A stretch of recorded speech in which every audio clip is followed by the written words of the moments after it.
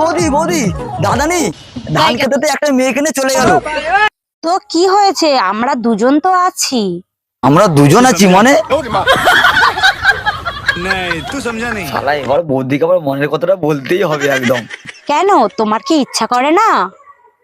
না, আমার তো বৌদি ইচ্ছা হয়, কিন্তু দাদা তো আছে না। তোমার দাদার কথা বাদ দাও তো। আরে ছাড়ো তো, তুমি রাজি আছো কিনা সেটাই বলো।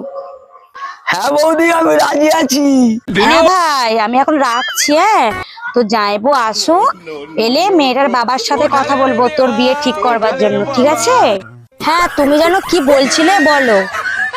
না মানে, দাদা তো ধান খেতে গেল, তাই তোমাকে ডাকলো। শালা ভাবলাম কোথা কেমন নসিবটা খুলে গেল, কিন্তু এমন হবে তো বুঝতে পারিনি আমি।